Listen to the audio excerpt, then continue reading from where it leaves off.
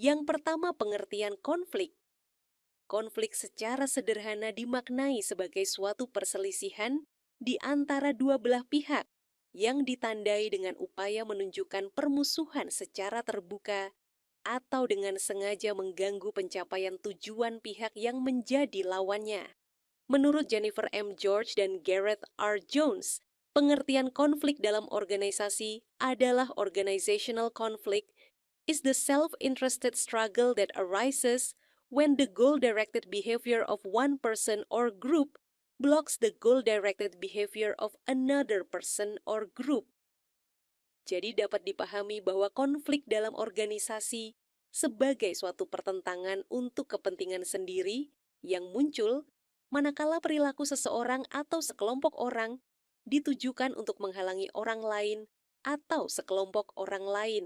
Sumber konflik menurut Robbins, 1974, Walton dan Dutton, 1969, yaitu disebabkan karena persaingan terhadap sumber-sumber, ketergantungan pekerjaan, kekaburan bidang tugas, problem status, rintangan komunikasi, dan sifat-sifat individu. Konflik dapat terjadi dari konflik potensial ke konflik aktual, yaitu terjadi dari konflik lama yang mungkin sudah mulai dilupakan, atau dari suatu konflik kecil kemudian berkembang menjadi konflik baru. Tahapan perkembangan atau proses konflik-konflik tidak terjadi secara sekaligus, tetapi berlangsung secara bertahap. Adapun model tahapan konflik organisasi menurut Pondey, yaitu 1. Latent conflict, sources of conflict 2. Perceived conflict 3. Felt conflict 4. Manifest conflict 5. Konflik altermat. Jadi proses konflik menurut Pondey terjadi dalam 5 tahap, yaitu pertama, tahap konflik tersembunyi. Dalam tahapan ini pertentangan belum terlihat, tetapi sumber konflik mulai dapat diidentifikasi. Tahap selanjutnya konflik yang dipersepsikan, yaitu individu atau kelompok mulai merasakan adanya pertentangan di antara dua orang atau dua pihak. Tahap ketiga adalah konflik dirasakan. Pada tahap ini pihak-pihak yang mengalami pertentangan mulai merasakan dampak dari konflik, khususnya konflik yang bersifat negatif. Tahap keempat adalah konflik ditunjukkan secara terang-terangan. Pada tahapan ini salah satu pihak yang berkonflik mulai merespons pihak lainnya yang dipersepsi menghambat pencapaian tujuan. Dan tahap yang terakhir adalah akibat konflik. Tahapan ini merupakan tahap terakhir di mana konflik pada akhirnya diselesaikan. Penyelesaian konflik ini dapat berupa suatu yang positif atau negatif, tergantung pada penanganan konflik tersebut oleh pimpinan dan pihak-pihak yang mengalami konflik.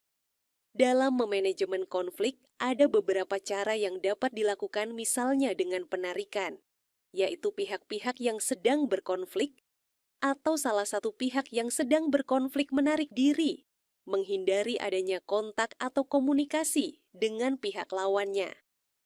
Caranya bisa dengan mengundurkan diri dari organisasi tersebut, atau dengan mendatangkan pihak ketiga, atau mediator sebagai juru damai atau penengah. K.H. Abdullah Gimnastiar dalam memanajemen konflik mengemukakan konsepnya berupa 3S, yaitu 1. Semangat bersaudara, 2. Semangat solusi, 3. Semangat sukses bersama. Jadi menurut K.H. Abdullah Gimnastiar konflik itu akan menjadi fungsional atau bermanfaat jika konflik yang terjadi bisa disikapi dengan tepat serta menganggap konflik adalah sumber kekuatan dan kesuksesan, bukannya suatu masalah yang dipermasalahkan dan dibuat sulit. Ada istilah, kemenangan dapat diselesaikan dengan jalan yang jauh lebih damai. Begitu pula dengan konflik. Konflik dapat diselesaikan dengan jalan yang jauh lebih damai yang akan menguntungkan kedua belah pihak. Konflik juga dapat menjadi fungsional apabila di antara kedua belah pihak yang berselisih saling menyemangati untuk saling memperbaiki kesalahan masing-masing, bukannya saling menjatuhkan, saling menghalangi pencapaian tujuan, dan saling mementingkan kepentingan sendiri. Terdapat dua dimensi utama dalam konflik, yaitu yang pertama, dimensi kerjasama. Dalam dimensi ini, pihak-pihak yang berbeda tetap saling memperhatikan kebutuhan satu sama lain, walaupun ada perbedaan. Yang kedua, kesombongan. Dalam dimensi ini, pihak hanya mementingkan dirinya sendiri atau kelompoknya dan tidak peduli dengan pihak lain. Ada beberapa tujuan konflik yang dianggap baik dalam organisasi, di antaranya bersaing secara sehat, berkolaborasi, menghindar, mengakomodasi, berkompromi. Konflik dapat menjadi fungsional dan disfungsional. Konflik yang fungsional biasanya muncul dalam dimensi kognitif, yaitu melibatkan cara berpikir yang rasional. Sementara konflik yang disfungsional biasanya terjadi dalam dimensi afektif, yaitu yang berkaitan dengan perasaan dan emosi. Terdapat beberapa cara untuk mengurangi konflik dalam organisasi, di antaranya berdiskusi dengan fakta yang jelas, mengembangkan berbagai alternatif atau ide agar diskusi lebih hidup, menyisipkan humor saat diskusi untuk mengurangi ketegangan, diutamakan struktur kekuasaan yang seimbang. Selanjutnya adalah pandangan negatif dan positif dalam konflik.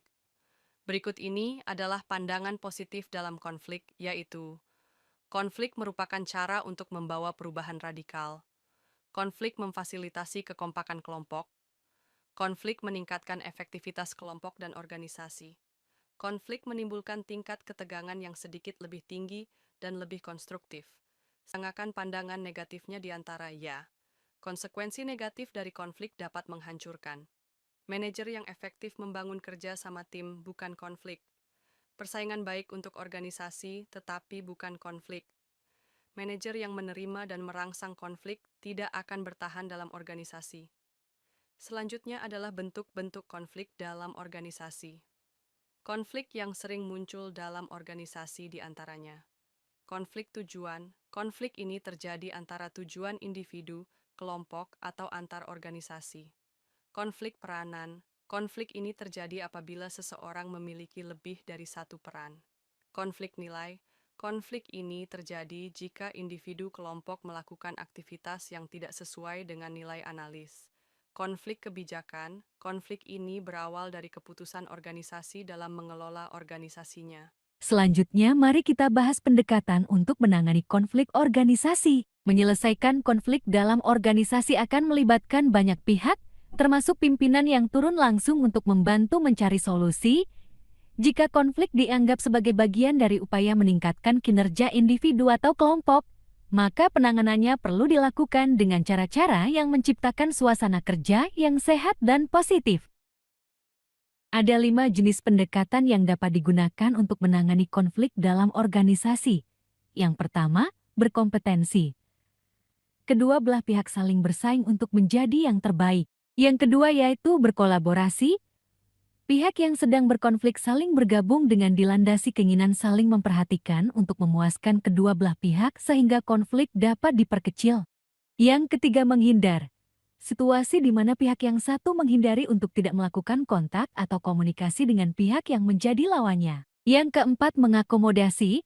Kegiatan penyelesaian konflik dengan memberikan kesempatan atau tempat kepada pihak lain untuk mendapatkan apa yang diinginkannya. Yang terakhir yaitu berkompromi. Kegiatan penyelesaian konflik dengan memberikan kesempatan atau tempat kepada pihak lain untuk mendapatkan apa yang diinginkannya. Adapun hubungan konflik organisasi dengan kinerja. Konflik dan kinerja memiliki hubungan yang kuat, tetapi tidak berarti yang satu selalu menyebabkan yang lain. Konflik dalam organisasi bisa membuat kinerja seseorang meningkat atau justru menurun, tergantung bagaimana masing-masing orang memandang konflik tersebut. Selain itu, tidak semua orang yang kinerjanya baik pasti bebas dari konflik, bahkan ada kemungkinan mereka tetap mengalami konflik. Hubungan antara konflik dan kinerja bersifat dinamis, tergantung pada bagaimana individu memandang dan menghadapi konflik. Konflik tidak selalu berdampak negatif. Dalam situasi tertentu, justru dapat mendorong peningkatan kinerja. Sebaliknya, kinerja yang baik pun tidak menjamin bebas dari konflik. Oleh karena itu, penting untuk mengelola konflik secara positif agar tetap mendukung produktivitas. Kesimpulan dari materi manajemen konflik dalam organisasi. Manajemen konflik dalam organisasi menekankan pentingnya pengelolaan konflik secara efektif demi menjaga keharmonisan dan produktivitas kerja. Penting untuk memberikan pelatihan manajemen konflik kepada seluruh anggota organisasi dan membangun budaya organisasi yang positif berdasarkan nilai saling menghormati dan kerjasama. Pemimpin organisasi perlu mengidentifikasi sumber konflik seperti perbedaan nilai, tujuan, atau miskomunikasi. Komunikasi terbuka harus dibangun agar setiap anggota merasa aman menyampaikan pendapatnya. Ketika konflik tidak dapat diselesaikan secara langsung, mediasi atau negosiasi dengan pihak ketiga dapat menjadi solusi.